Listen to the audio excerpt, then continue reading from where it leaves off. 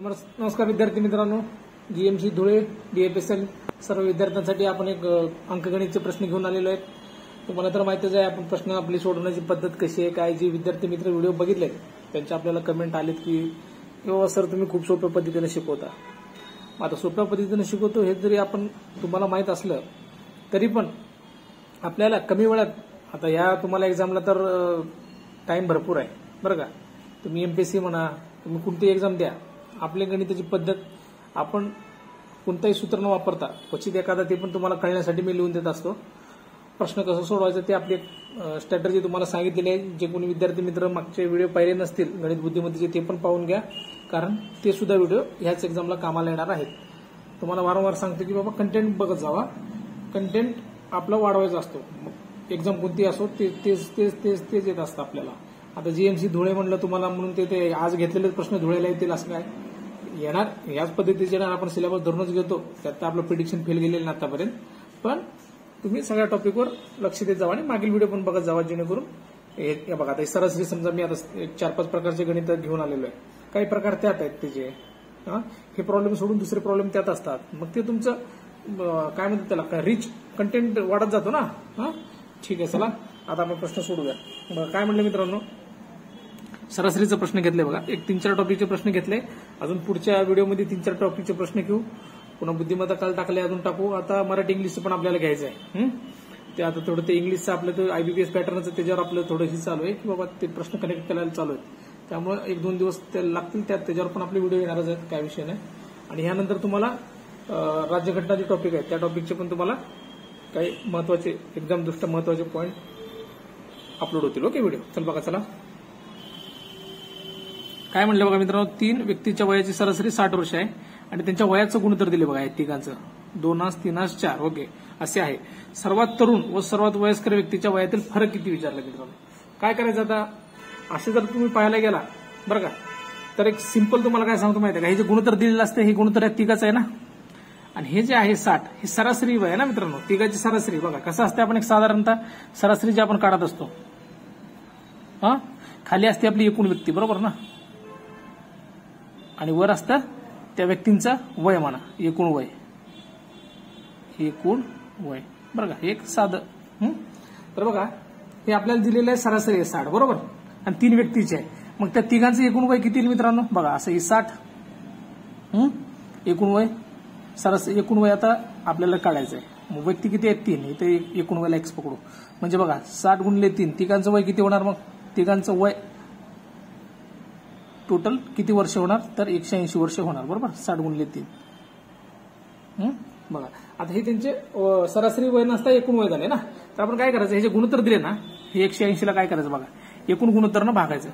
किती गुणोत्तर आहे बघा, 2 आणि 3 5, 5 आणि 4 9. ओके ठीक आहे. बघा तिने काय म्हणले आपल्याला, सर्वात तरुण सर्वात वयस्कर म्हणले. सर्वात तरुण म्हणजे 2 वालाच असणार ना, आणि 4 वाला सर्वात वयस्कर असणार. या दोघांचं काढून घेऊ. कसं घ्यायचं बघा, खाली टोटल घ्यायची, एकूण वय भागिले टोटल, आणि बघा लहान जी व्यक्ती आहे त्याचं किती आहे 2 आहे ना, म्हणून 2 नाही इथं गुणायचं. बघा भाग जाण्याची संख्या असते 9 × 9 9 2 18. मग हे 20 गुणिले 2 किती 40. ओके हे झालं लहान व्यक्तीचं. तसंच आता वयस्कर व्यक्तीचं काढू. सेम आपलं असणार 180 भागिले 9, आणि बघा वयस्कर व्यक्तीचं किती आहे गुणोत्तर 4. सेम भाग झाला 9 × 9 9 2 18. म्हणजे इथं 20 गुणिले इथं 4, 20 गुणिले 4 20 चोक 80. ओके आपल्याला काय विचारलंय, ह्या दोघातला फरक बघा. फरक म्हणजेच काय येणार, 80 वजा 40, 40 फरक आला का 40 वर्ष आला. आपल्याला सिंपल प्रश्न आहे का नाही. गणिताचा विषय जो आहे ना एकदम सोपा आहे बरं का. फक्त एकदा समजून घ्या, एकदा कन्सेप्ट क्लिअर झाले ना त्यासारखा एकदम सोपा विषय कुठलाच नाही. खूप मजा येते बरं का, एकदा गणित कळायला लागले ना आपल्याला सोडवण्याला खूप मजा येते. त्यामुळे पहिल्यांदा कन्सेप्ट क्लिअर करून घ्या. उगा एक व्हिडिओ बघायचं, दुसरीकडे जायचं, दुसरा बघायचं, तिसरीकडे जायचं, तिसरा बघायचं, असं करून आपल्याला त्यातनं काय भेटते ती बघा. मनाचं समाधान नाही व्हायला पाहिजे, आभास व्हायला नाही पाहिजे, आपला अभ्यास झालाय, अभ्यास व्हायला पाहिजे व्यवस्थित. ठीक आहे चला. तर बघा ऑप्शन नंबर काय 3 करेक्ट आन्सर आहे. पुढचा प्रश्न बघा. बघा मित्रांनो काय म्हणले, आपण वयाची सरासरीचा प्रश्न घेतलेला आहे बघा. 4 बहिणीच्या 5 वर्षापूर्वी वयाची बेरीज दिली. 5 वर्ष किती बहिणी आहेत, 4 बहिणी आहेत बरं का, आणि त्यांची 5 वर्षापूर्वी वयांची बेरीज 80 वर्ष होती. तर 15 वर्षानंतर त्यांच्या वयाची बेरीज किती होईल बघा. मुद्दा म्हणून आता मागाशीचा प्रश्न तर गट का पूर्व परीक्षेचा प्रश्न आहे. यापेक्षा काय प्रश्न असतात विद्यार्थी मित्रांना वाटतं लय अवघड असतं, लय अवघड. काय अवघड नसते बाबा, सगळं सोपं असतं. ओके बघा 5 वर्षापूर्वी, ठीक आहे, तुम्हाला लिहून दाखवतो. 5 वर्षापूर्वी त्यांची चौघाची बेरीज किती होती? 80 वर्ष, बरोबर. ठीक आहे. 5 वर्षानंतर जर मी आज पकडला, आज म्हणजे आत्ता, आजचे वय म्हणतो ना आपण त्याला, आजचे वय म्हणजे 5 वर्षानंतर असणार ना. 5 नंतर आपण 0 येतो, नंतर पुढचे वय पकडतो ना 15 वर्षांनंतर. आधी पूर्वी असते, मग न्यूट्रल आजचं असते, नंतर नंतरचे असते. पूर्वी, आजचे आणि नंतर 3 स्टेप असतात. मग आजचं काय असणार? आज म्हणजे 5 वर्षानंतर ना. बघा 4 बहिणी आहेत, 5 वर्षानंतर 4 बहिणीचं 5-5 वर्षांनी वाढणार ना वय. आता बघा तुमचं वय समजा 25 आहे आणि तुमच्या मित्राचं 26 आहे. 5 वर्षांनी तुमच्या दोघांच्या वयामध्ये 5-5 ऍड होणार ना. 26 वाला 31 होईल आणि तुम्ही 30 होणार. हा, त्यामुळं बघा 5 ऍड करायचं आपण. बघा ह्या 4चं जे वय आहे, चौघीचं जसं तुम्हाला लिहून दाखवतो सुटसुटीत बाबा कळावं म्हणून. 5-5 वर्ष वाढणार म्हणजे किती वर्ष वाढले? 20 वर्ष झाले, बरोबर. 20 वर्ष वाढले कधी? आज. पण आता 15 वर्षांनंतर न विचारले ना आपल्याला. म्हणजे बघा 80-20 तरी तर झाले, आपण नंतर बेरीज करू. 15 वर्षांनी काय होणार मित्रांनो मला सांगा. आता तुम्हाला कळलं असेल बघा. 15 वर्षांनी 4 बहिणीचे 15-15 वर्ष वाढणार, बरोबर ना. 15 × 60. बघा 4 बहिणीचे बघा 15-15-15. तुम्हाला कळण्यासाठी लिहिते हा उगा. तेव्हा 15 × 60 वाढणार का नाही, बरोबर. तर बघा 15 वर्षानंतर बेरीज किती होईल सांगितले. पहिला किती होतं 5 वर्षापूर्वी? 80. 80 हे 20 किती रे? 100. इथं लिहून दाखवतो. 80, 20 अधिक हे 60 किती झाले? 80, 20, 100 आणि हे 60 किती? 160. एकदम बेसिक आहे, सरळ सरळ मांडलं तरी येतंय. त्यात काय फॉर्म्युला वापरा किंवा काय करा. तर काही तरी याला असले सोडवतील, एक्स मानतील, पुन्हा x - 5 करतील, x + 15 करतील. असले काय करायचं नाही, एकदम सिंपल सोडायचं. ओके, पुढे बघा काय म्हणलं बघा मित्रांनो. व्यवहारीचा प्रश्न घेतलाय आपण. बघा 8 वर्षापूर्वी नेहा व रेखा यांच्या वयाचे गुणोत्तर 2:5 होते. ठीक आहे. काय मग 8 वर्षापूर्वी ना, मग मी तेव्हाचे वय 8 वर्षापूर्वीचं जर वय मानायला गेलं तेव्हा मी आता 2x आणि 5x म्हणून टाकू का? हे आहे नेहा, हे आहे रेखा. ओके, आज त्यांच्या वयाचे गुणोत्तर 1:2 आहे. बघा हे 8 वर्षापूर्वी तुम्हाला मगाशीच प्रॉब्लेम मध्ये सांगितलं की बाबा 8 एक तर पूर्वीची गोष्ट असते, सध्या म्हणजे आजचं असतं आणि एक नंतरचं असतं, बरोबर. आता हे दिलेलं आहे मित्रांनो आपल्याला 8 वर्षापूर्वीचं, बरोबर. 8 वर्षानंतर जर आलो तरच आपण आजच्या कंडिशनला येणार ना. पूर्वी म्हणजे मग आजच्या कंडिशनला 8 वर्ष ऍड करावं लागणार ना, कारण त्यांनी 8 वर्षानंतर आजचं गुणोत्तर दिलेलं ना त्यांचं. बघा मग काय होणार? 2x. आता ह्याच्यामध्ये 8 ऍड करू. ओके, वरची नेहाची झाली. बघा ही नेहा आणि तिने जे रेशो दिले ना, आधी नेहा आणि रेखा म्हणले ना, तर आधी नेहा घ्यायचं, खाली रेखा घ्यायचं. रेखा किती आहे बघा? 5x अधिक 8 वर्ष ना दोघांचं. आणि बघा गुणोत्तर किती दिले मित्रांनो? 1:2. काय नाही, त्रिकच गुणाकार करायचं आणि काढायचं. बघा कसं काढायचं? गुणू कायला. आता हे इकडे गुणाला जाणार, हे इकडे गुणाला जाणार. 2 आपलं 2 × 4x अधिक 8 2 16. ओके, ठीक आहे. चला हे इकडे जाणार, 5 × 5 म्हणजे 5x आणि 8ला 1 न गुणला 8च. ओके, तर बघा तुम्हाला तर माहितच आहे, मध्ये बरोबर चिन्ह असलं तर इकडची संख्या इकडे गेल्यावर निगेटिव्ह, इकडे निगेटिव्ह असली पॉझिटिव्ह असं होत असतं, चिन्ह बदलत असते. चला मी इकडे घेऊन गेलो, हे 5x मधनं हे 4x गेले, xच राहिला आणि हा 8 इकडे आला, म्हणजे 16तून 8 गेले, 8 राहिले. आता बघा ही एक्सची किंमत 8 आली ना. आपल्याला काय विचारलंय? नेहाचे आजचे वय. बरं का, नेहाचं हे 2x आहे ना, ते 8 वर्षापूर्वीचं आहे. आजचं वय किती आहे? 2x अधिक 8 आहे ना. बघा मग 2x किंमत 8 टाकू का? अधिक 8 म्हणजे बघा 8 2 16 आणि 8 24. हे बघा हे गोष्टी डायरेक्ट एका स्टेप मध्ये येतात, पण विद्यार्थी मित्रांना समजावं बेसिक म्हणून आपण मांडून सांगतोय बरं का. पुढे बघा आपण जेव्हा टॉपिक वाईज व्हिडिओ घेऊ आणि एक्झामच्या दृष्टीनं प्रश्न फ्रेम करतोय, जेव्हा तुम्ही अजून कंबाईनचा अभ्यास कराल किंवा सीसॅटचा अभ्यास कराल, तेव्हा तर गणित तुम्हाला डायरेक्ट तिथं आपल्याला वेळेचं बंधन आहे. एका तासाचं पेपर 20 गणित असतात, बाकी 80 प्रश्न असतात. बघच तर वेळ निघून जाते विद्यार्थी मित्रांचं खूप असं. तेव्हा गणित सोडवायला तेव्हा वेळ भेटत नाही. पण तेव्हा काय करायचं, कसं आपल्याला 15 गणित 15 मिनिटं सोडवता येईल शेवटच्या, ते आपल्याकडे स्ट्रॅटेजी आहे आणि ते तसले शॉर्टकट ट्रिक्स आपल्याला पुढे तुम्हाला ते भेटत जाईल. ओके, चल पुढे बघा मित्रांनो काय म्हणले बघा. सरासरीचे प्रश्न घेतले आता, कारण आपल्या टॉपिकला दिलेले आहेत, वयवारी दिलेले आहे, सरासरी दिलेले आहे, नफा तोटा दिलेला आहे. हा ते काय काय घेतले, आज निम्मे काळा कामयोग पण घेतलेला आहे. आज 3-4 टॉपिक घेतलेत, राहिलेले अजून आपण लगेच उद्या परवा घेऊन टाकू. ओके, बघा काय म्हणले. एका विद्यार्थ्याला 5 विषयात सरासरी 78 गुण मिळालेत. बघा ठीक आहे, 78 गुण सरासरी गुण आहेत. आता मगाशी सांगितलं सरासरीचे एकूण गुण करायचं असेल तर काय करायचं, जेवढे व्यक्ती आहेत किंवा जेवढे विषय आहेत त्यांनी गुणाकार करून टाकायचा, ते काढूनच घेऊ लगेच. 8×5 गुणाकार करतो बघा, 8×5 40, 0 हातच्याले 4, 7×5 35 आणि 4 39. ओके, हे 390 झाले. ठीक आहे, पुढे काय म्हणले बघा. परंतु फेर तपासणीनंतर असे आढळले की त्याला एका विषयात 94 गुण देण्याऐवजी 79 गुण देण्यात आले. बघा, म्हणजे तर ऍक्च्युअल गुण त्याला 94 होते, पण आपण जे काउंट केले सरासरी 78 मध्ये 79 गुण काउंट केलेले आहे. म्हणजे किती गुण कमी पडले होते त्याचे, कमी काउंट केलं आपण बघा. म्हणजे 94 मधून जर 79 गेले, इकडे साईडला तुम्ही करून बघा. 14 9 गेले 5, हातच्याला 1, तोंडी करायचं पण आपण तुम्हाला सांगतोय. ओके, याले 15, म्हणजे 15 गुण जे आहे ना ते आपण कमी काउंट केलेले आहे ना. मग आता 15 गुण आपले वाढणार पुढे. तर बघा, आता 15 गुण जे आहे ना मित्रांनो, आता हे 15 गुण आपण आता ऍड करून टाकू ना, कारण हे कमीचे काउंट झालेले आहेत ना. हे आधी मिसळायला पाहिजे तर मिसळले आहेत त्यांनी, कारण 94च्या ऐवजी 79 गुण घेतलेले आहेत. मग हे 15 गुण आपण यात ऍड करून टाकू. ह्याची बेरीज किती होती मित्रांनो, 5 9 1 10 0 हातच्याले 1, हे किती झाले 405 टोटल गुण झाले याचे. आता 405 टोटल आहेत, पण एकूण विषय किती आहेत आपल्याला, सरासरी गुण पाहिजेत ना. विषय किती आहेत आपले एकूण 5. 5 न करा डिवाइड, 8 पंचे 40, 5 1 5, म्हणजे हे 8 आणि हे 5 1 5 1, म्हणजे 81 आपला आन्सर यायला पाहिजे. कुठे आपले 81 आन्सर मित्रांनो, मग ऑप्शन नंबर 3. हा, वरच्या प्रॉब्लेमचे आन्सर बघा, 24 तुम्ही टिक करून घ्या. ओके, ठीक आहे, पुढे बघा. पुढचं बघा मित्रांनो. आणि बघा, समजा जर सावकाश बघा, मी तुमच्यासाठी गोष्टी मांडून देतोय. ओके, आणि व्हिडिओ वाटल्यास पॉज करा आणि वाटल्यास रिपीट करून बघा व्हिडिओ, पण त्या गोष्टी क्लिअर करून जावा. उगाच बघून पुढे जाऊ नका. उगा आपली मेहनत वाया गेली नाही पाहिजे. आपण जे करतो ते विद्यार्थ्यांना फायदा व्हावा म्हणून करतोय. ओके, आपला उद्देश तो आहे. ओके, आणि बघा मित्र, काय मित्र लोकांनी जे कोणी सबस्क्राईब केलं नसेल त्यांनी करा. ह्या कुठल्याही एक्झामला तुम्हाला जे आपले व्हिडिओ येतात ना, ते तुम्हाला फायदा व्हायला पाहिजे, तुमच्यापर्यंत पोहोचायला पाहिजे. त्यासाठी ती बेल आयकॉन पण दाबून ठेवा, जेणेकरून तुम्हाला त्या सगळ्या गोष्टी ऑटोमॅटिक तुमच्या युट्यूबवर येत राहील. ओके, आणि जे कोणी मित्र आपले चॅनल जॉईन केलं नाही त्यांनी चॅनल जॉईन करून घ्या, टेलिग्रामचा पण. ओके, ठीक आहे. आता बघा पुढे बघा काय म्हणते बघा. एका वर्गातील 15 विद्यार्थ्याच्या वजनाची सरासरी 60 आहे. बरं का, बघा 15 जणांची 60 आहे म्हणले. करून घेऊ तसंच, करा गुणाकार. 15 0 0, 15 × 90. बरं, ठीक आहे. यांचे किती एकूण वजन झालं मग 900. बघा, जेव्हा आपण गुणत असतो सरासरीला एकूण जे असते विद्यार्थी म्हणा विषय म्हणा, तेव्हा ते एकूण वजन म्हणा गुण येत असते ना.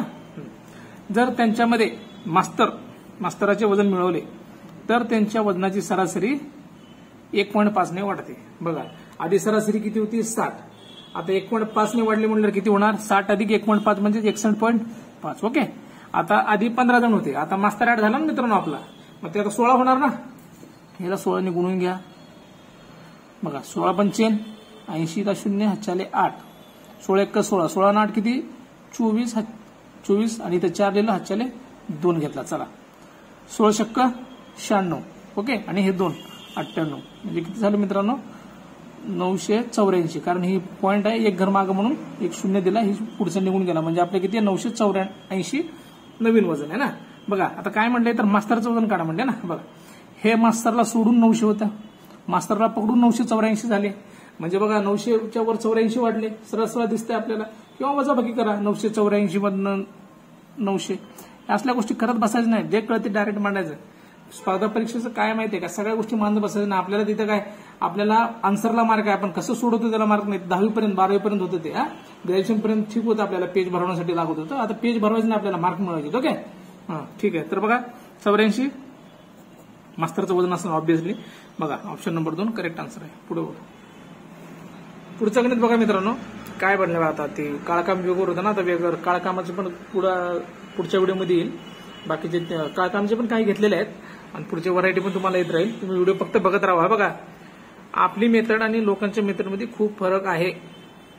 आपण लाईव्ह त्या गोष्टी आजमावलेल्या आहेत आणि त्याचं आउटपुट आलेलं आहे, म्हणून आपण त्या गोष्टी सांगतो.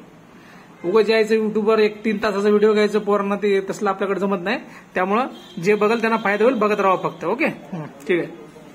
2 व्यक्ती एकमेकापासून 350 मीटर अंतरावर उभे आहेत. म्हणजे असे 2 व्यक्ती आहेत, दोघं 350 मीटर अंतरावर उभे आहेत. चला, ते एकमेकाकडे 13 आणि 17 किलोमीटर प्रति तास या वेगाने धावतात. बघा म्हणजे हा व्यक्ती इकडे धावणार आहे, हा व्यक्ती इकडे धावणार आहे, एकमेकाकडे धावणार आहेत ना ते. तर त्यांना परस्परांना भेटण्यासाठी किती वेळ लागणार आहे. म्हणजे आपल्याला या गोष्टी सगळ्या इमॅजिन होतात, आपल्याला सगळं कळतं. बाबा एक व्यक्ती असं चाललंय असं चाललंय, पण सोडवायचं कसं आपल्याला माहित नसते. ज्यांना येतंय त्यांना येतंय, जे आपल्या नवीन विद्यार्थी मित्र आहेत त्यांना माहित नाही, त्यांच्यासाठी कशी गोष्ट सांगतो. बघा काय असतं माहितीये का मित्रांनो, आपण एक साधं लहानपणापासून ऐकत आलो. बघा वेग बरोबर अंतर भागिले काळ असतं बघा. काळ म्हणजे टाइम, अंतर म्हणजे काय डिस्टन्स, वेग म्हणजेच ती स्पीड असते बघा.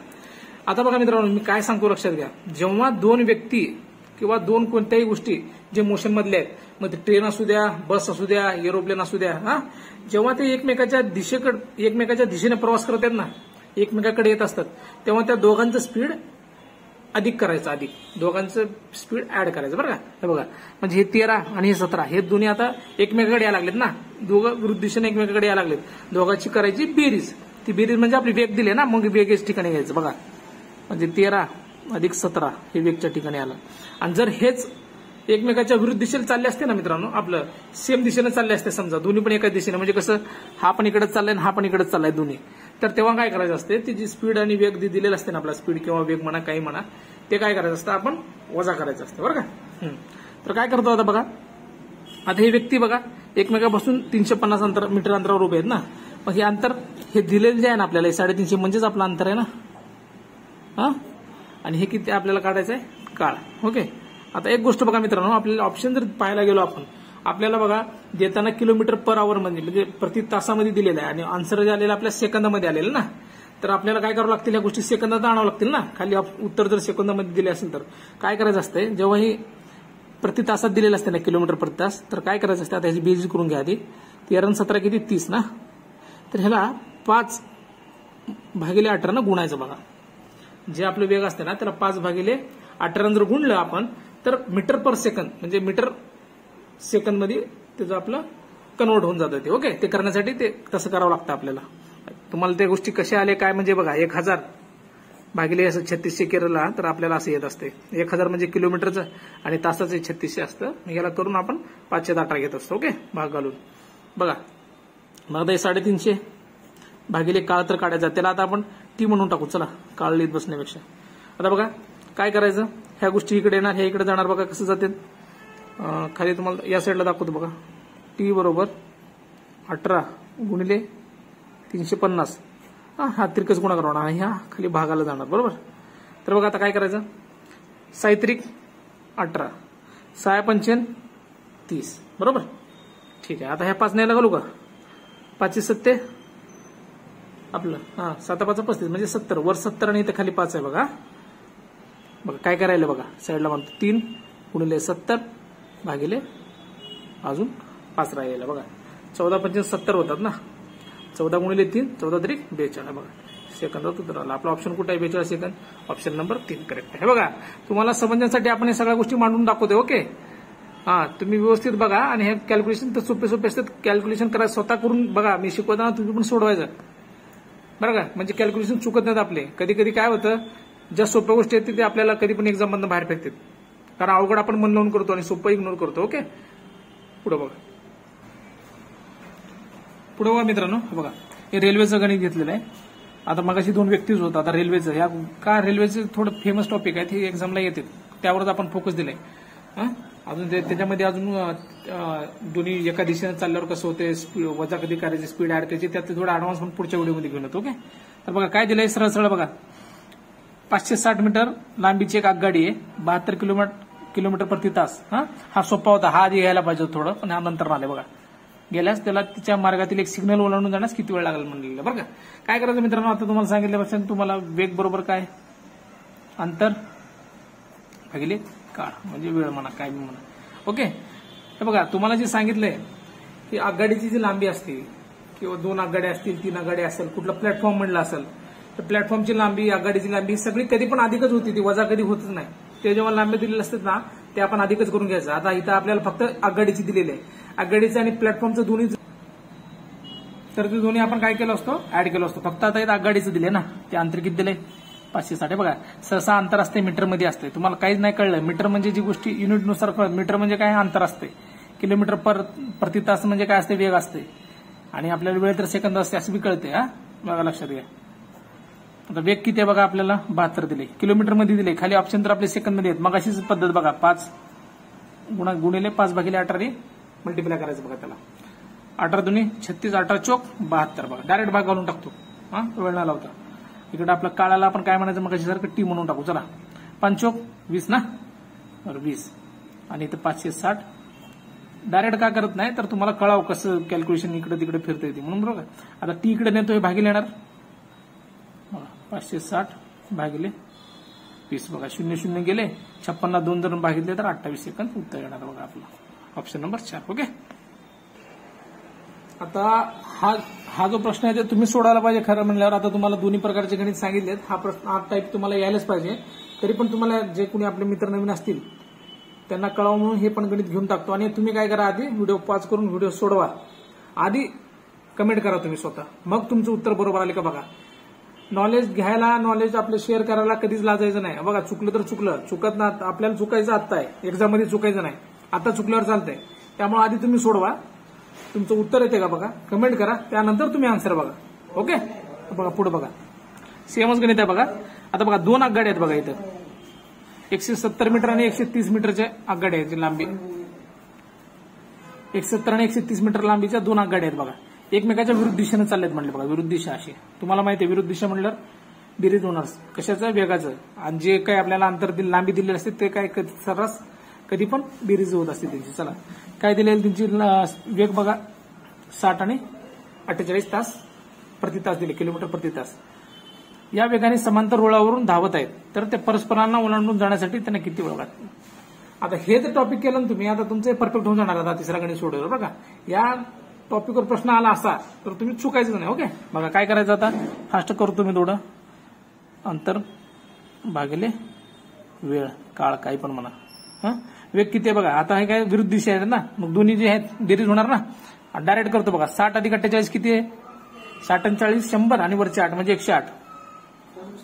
आणि बघा याला कन्वर्ट करण्यासाठी डायरेक्ट आता इथं लिहून टाकतो, 5 भागिले 8 ने गुणून टाकू आपण. मीटर पर सेकंद मध्ये येतं ना हे. अंतर किती आहे बघा. आता बघा मगाशी काय म्हटलं होतं, 2 दिला असेल तर दोघीची बेरीज, प्लॅटफॉर्म दिला असेल तरी पण त्याची पण बेरीज. आता बघा या दोघांची बेरीज किती होणार, 170 आणि 130, 270 आणि वरचे 30 म्हणजे 300. बघा 300 ची बेरीज होणार. वेळ आता टी म्हणून टाकू आपण. चला काय नाही बघा, भाग जाणते बघा, 8 संघ अष्टोदृश्य. ओके. हे बघा डायरेक्ट येत आहे 6 पंचेन 30. ओके. एक स्टेप वाढवतो फक्त, जाऊ द्या. बघा इकडे घेतो, ही इकडे घेतो, नाहीतर इथनं डायरेक्ट कॅन्सल करा. 30 10 300, टी इकडे आला म्हणजे टी बरोबर किती रे, 10 सेकंद. ओके. सिंपल आहे. आता बघा पुढे बघा मित्रांनो, आता थोडं काळ कामाचं घेतलेलं आहे बघा. काय म्हणतात, 12 माणसे किंवा 24 मुले एक काम 66 दिवसात पूर्ण करत असतील तर 15 माणसे आणि 6 मुले तेच काम किती दिवसात करणार बघा. आता आपण कसं वेगळ्या पद्धतीने करणार आहे बघा. जेव्हाही मित्रांनो आपल्याला किंवा बघा असं किंवा आणि खाली आणि दिला असेल ना, तर याला एक सोपी मेथड बघा. किंवा आणि किती काही काही मित्रांना माहित पण असेल, जे कोण आपले विद्यार्थी मित्र नवीन असतील त्यांनाही नवीन असणार आहे बघा. आणि काही काही जुन्यांना पण माहित असेल, असंच काय नाही बघा. काय करायचं, जेव्हा कधी काय दिलं असेल ना आपल्याला किंवा आणि तर आधी आणि भागिले किंवा करायचं. ओके. आणि भागिले किंवा म्हणजे काय, आता हे खाली माणसाला माणसं बघा, 15 माणसाच्या खाली वरचे किंवाचे 12 माणसं मांडायचे बघा, 15 भागिले 12. ओके. पुढे बघा बेरीज होणार ना दोघांची. बघा इथं किती आहे, आणीचं किती आहे आधी 6, मग ते किंवाचं किती आहे वर 24, याला देतो ब्रॅकेट, ही डी. आणि टोटल ते पहिल्याचं 66 दिवस दिले असते ना पहिल्याची कामं, इकडे 66 घेऊन टाकायचं. हे अशी सोडवायची पद्धत. खाली अंडी घ्यायचं आणि वर आणि घ्यायचं आणि खाली किंवा घ्यायचं. ओके. बघा आता काय करतो, आता हे इथले तर भाग घालून गेलो, 3 भाग घातलं, 3 5 15, 3 चौक 12, हे 5 चे 4 येणार. तसंच याला 6 1 6, 6 चौक 24. म्हणजे बघा काय केलं आपण, 5 भागिले 4 अधिक 1/4 बरोबर. इकडे डी आहे आणि आपल्याकडे 66 आहे बघा.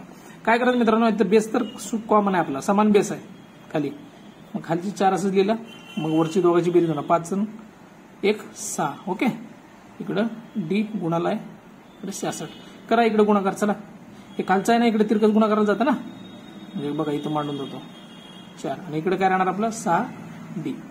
डायरेक्ट कळते 6 1 6, 11 6 66 म्हणजे याला 6 1 6, 6 1 6 दोनदा भागातले तरी चालते. आणि 11 गुणिले 4, 11 चौक 44 बघा. हा एकदम सोपी मेथड आहे बघा. हा ठीक आहे, 44 आपला आन्सर आहे. पुढे बघा मित्रांनो, आता पुढचं 16 कामगारांना 11 साड्या काय 100 साड्या विणायला 21 दिवस लागतात, तर 200 साड्या 12 दिवसात विणायला किती कामगार लागतील बघा. जे कोणी विद्यार्थी मित्र आपले मागचे व्हिडिओ बघितले असतील त्यांना एमडीएच फॉर्म्युला सांगितलं होतं बघा. एम म्हणजे काय, माणसं असतात, डी म्हणजे डे, एच म्हणजे तास, किती तास, आवर म्हणतो आपण त्याला इंग्लिशमध्ये. तसंच इकडं M2 D2 आणि H2 असते. आणि जर आपल्याला काम वगैरे ते जे काम किती काम केले ते दिलं असेल ना मित्रांनो, तर खाली घ्यायचं ते W. आणि यापुढे याच्या पुढे तुम्हाला अजून त्याचे पगार वेजेस वगैरे दिला असेल बरं का, ते खालीच करायचं. सॅलरी म्हणा काय म्हणा, इथं असं खाली येऊ शकतं त्या. समजा WN1 अजून खाली W2 H2. पण आपल्याला काय लागणार आहेत, माणसं दिलेली आहेत, दिवस दिलेले आहेत आणि W म्हणजे या तीनच गोष्टी लागणार आहेत बघा. हे दोन दिलेले आहेत ना, मग आपण घ्यायचंच नाही. चला काय एकदा आपलं सूत्र M1 D1 W1 M2 D2 W2. चला मांड डायरेक्ट. M1 किती आहे बघा, 16 कामगार. M1 म्हणजे पहिला ना, पहिले माणसं किती आहेत 16. दुसरा D म्हणजे D1 किती 21. बघा काम किती केले बघा. हे W म्हणजेच आपलं काम ना, किती साड्या विण्याचं कामच आहे ना हे, 100 साड्या. ओके चला बरोबर. M2 किती आहे काढायचं आपल्याला. चला M2 काढू. किती दिवसात काम केलेलं आहे D2 बघा 12. आणि बघा किती साड्या विणायच्या आहेत 200. ओके आता बघा भाग कसा घालवायचा. 100ला 100 इथं, 100 1 100, 100 दोन्ही गेले इथं. बे एक बे सक्क इथं 6 राहिला. 3 जर याला भागातलं 3 2 6 3 7 21. बघा अजून बघा इथंच घालायचं, काय त्याला वाढवत बसायचं नाही. बे एक बे 8 16 राहिले. किती इकडे 8 आणि 7 राहिले बघा फक्त. 8 7 56. डायरेक्ट उत्तर 56. ओके असं तिथल्या तिथं कॅन्सल करायचं. आता 10 स्टेप मांडून बसण्यात काय अर्थ नाही. ते तुम्हाला पण तशी सवय लागून जाईल, स्टेप मांडत जायचं बरं का. मग जेव्हा एक्झाम कमी वेळेची एक्झाम असतात ना, तेव्हा तुम्हाला या गोष्टी मग मागे आणतात विद्यार्थ्यांपेक्षा. बघा जेवढं शॉर्टकटमध्ये सोडवता येईल तेच महत्व. आजकालच्या स्पर्धा परीक्षेत टिकायचं असेल ना, शॉर्टकटमध्येच सगळ्या गोष्टी आल्या पाहिजे. ओके अभ्यासात शॉर्टकट घ्यायचं नाही, पण गोष्टी त्यातनं आपला अभ्यास करून त्यातनं शॉर्टकट करायचं. तर बघा विद्यार्थी मित्रांनो, व्हिडिओ आवडला तुम्ही नक्की लाईक शेअर सबस्क्राईब तर करतच असता. विद्यार्थी मित्र तर आपले कमेंट देतच असतात आपल्याला, आपलं शिकवणं कसं आहे काय ते गोष्टी झाल्या. तर अजून काय म्हणायचं मला, जे कोणी टेलिग्राम चॅनल जॉईन केलं नाही करून घ्या, जे कोणी सबस्क्राईब केलं नाही ते करून घ्या, जेणेकरून आता एक्झाम जवळ आलेले आहेत. आता आपला स्पीड अजून वाढणार आहे, व्हिडिओचे जे कंटेंट आहे वाढवणार आहे आपण, कारण दिवस कमी राहिलेले आहेत. विद्यार्थी मित्रांना फायदा व्हावा. आता घेतोच तर थोडंफार फायदा करून द्यायला पाहिजे त्यांना, म्हणून आपण थोडं स्पीड वाढवणार आहे. तर बघा बघत राहा आणि बघा व्हिडिओ शेवटपर्यंत बघा. जो शेवटपर्यंत बघाल त्याला गोष्टी सगळ्या समजतील. 1-2 गणित बघितलं पुढे सोडून गेलं, ते कन्सेप्ट तिथे राहिले. अजून तुम्हाला पुढची एक्झामची तयारी करायची, अजून पुन्हा असंच करायचं बघा, पुन्हा असंच करायचं. काय करू नका, एकदाच मन लावून करा आणि एकदाच बाहेर पडायला. चला ठीक आहे, धन्यवाद. पुढच्या वेळेस भेटू.